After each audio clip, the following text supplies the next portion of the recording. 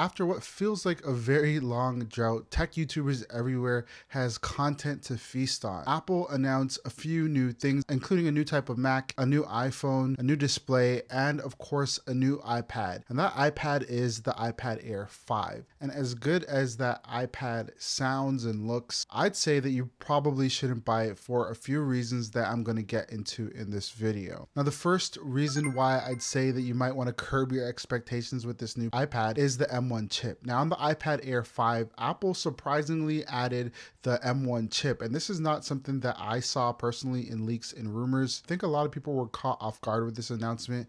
It doesn't make a lot of sense for Apple to put that in the new iPad Air 5. Now, if you bring it back to 2021, when Apple released the iPad Pro with the M1 chip, there were a lot of expectations at the time where that iPad never really lived up to. For example, at the time, there's a lot of spicy rumors stating that the new iPad Pro will also be able to support Final Cut Pro and full desktop productivity apps just because it will have the M1 chip. So if you really think about it, Apple is really holding back the power of that M1 chip. When it was in the MacBook, those things were plenty powerful and can do basically any task that you could throw at it. And on the iPad Air 5 with the same M1 chip as the Pro, you're not really looking at increasing your productivity by that much just because iPad OS, it really holds back the M1 chip. Now, a lot of people would say that just because the iPad Pro and the iPad Air 5 have the exact same chip, that would make the iPad Air 5 more enticing and probably the better buy. But I'd say you're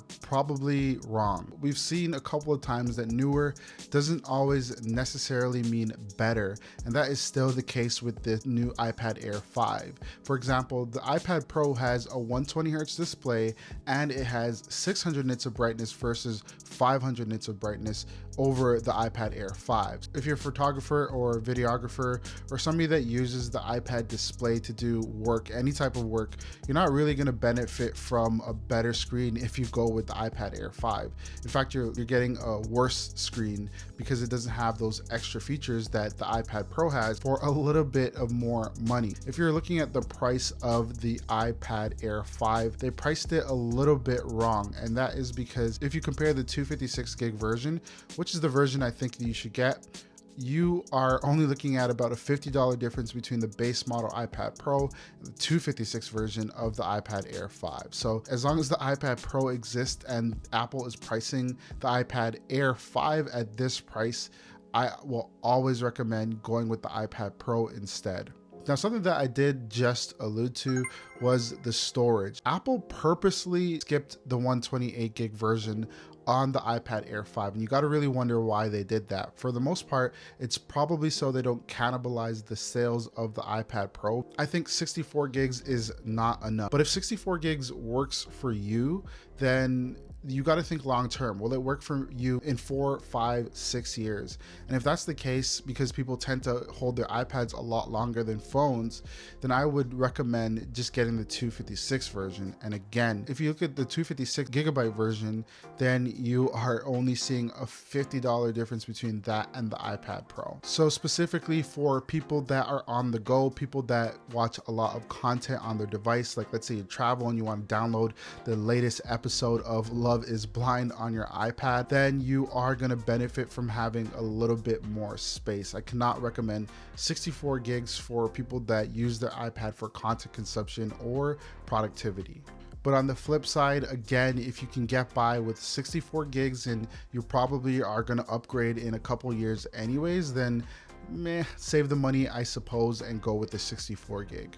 The last and final reason why I would not recommend going with the iPad Air 5 is because the iPad Air 4 exists, and what happens usually is when a new device comes out, the previous generation ends up decreasing in price. So I'm expecting in the next couple of days, you're going to see the iPad Air 4 drop down in price by like, I don't know, $50 to like $200, really depending on where you look, and you're going to get a good deal on that. If you look at the iPad Air 4 and how much it cost 2 days ago, then I'd say that that's definitely not worth it. But at a $200 max reduction price, then honestly, that is looking like a good tablet. You have the USB-C, Touch ID. You also have a display that's a good size, it's a decent size, and it also has the exact same design, to my knowledge, of the iPad Air 5. If you have the iPad Air 4, don't upgrade. It makes zero sense to actually do that. If you are not planning to do any productivity, then why don't you look at the base model iPad? I know it doesn't have lightning,